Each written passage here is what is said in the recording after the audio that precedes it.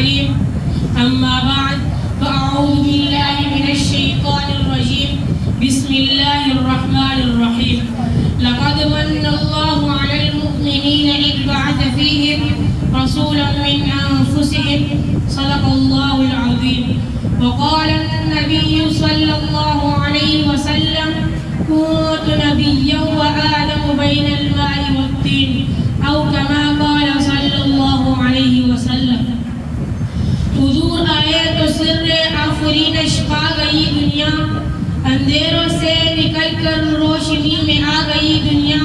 بجھے چہروں کا زنگ اترا، سوتے چہروں پہ نور آیا.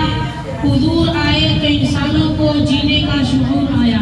محترم اساتذہ کرام و میرے ہم نشین ساتھیوں، السلام علیکم ورحمۃ اللہ وبرکاتہ. آج میرا تقریر کا موضوع حضور کے آمد مسعود سے معنون ہے.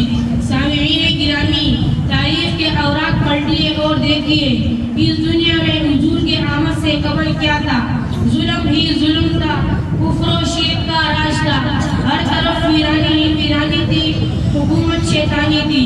قتل و غارت گیری کا بسیرا تھا. معمولی باتوں پر کٹ مرنا عام تھا. بچیوں کو زندہ درگور کر دیا جانا معیوب نہ تھی.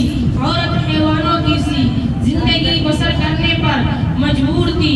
ہر ایک کا الگ الگ خدا تھا، جس کی لاٹھی اس کی بیس کا قانون نافذ تھا. الغرض انسانیت تباہی بربادی کے آخری دہانے پر پہنچ چکی تھی. دفعتاً چمنستان دہر کی قسمت کا ستارہ ہویدا ہوا. حضرت انسان کی خوش بختی کا ساکب چمک اٹھا. ظلمات کو اجالوں کی خبر ہوئی کہ یتیم عبداللہ جگر گوشہ آمنہ شاہ حرم حکمران عرب و عجم قائد انسانیت فرما روای عالم شہنشاہ کونے بروز پیر 9 ربیع اول سنہ عام الفیل مطابق 22 اپریل 571 عیسوی کو عالم قدس سے عالم امکان میں بے بصر کو با بصر کرنے کے لیے، بے نظر کو با نظر کرنے کے لیے، مردہ دلوں کو حیاتی جاودانی دینے کے لیے، سینکڑوں ہزاریں پجاریوں کو ایک کے در پر جھکانے کے لیے، سب کے زبانوں پر ایک ہی کلمہ لا الہ الا اللہ محمد رسول اللہ جاری کرنے کے لیے قافلہ نبوت کی آخری مقتدا اور قصر نبوت کے آخری ستون بن کر تشریف لے آئے. سامعین محترم، آئیے میں آپ کو میرے آقا نور ملسم کے فخر دو عالم کے آمد مسعود کا ایک منزل سناؤں. الف نے کہا اللہ کا رسول آ رہا ہے. با نے کہا بانی اسلام آ رہا ہے. تا نے کہا تاجدار مدینہ آ رہا ہے. تا نے کہا کروت والا آ رہا ہے. جیم نے کہا جلیل القدر آ رہا ہے. ہا نے کہا حبیب خدا آ رہا ہے.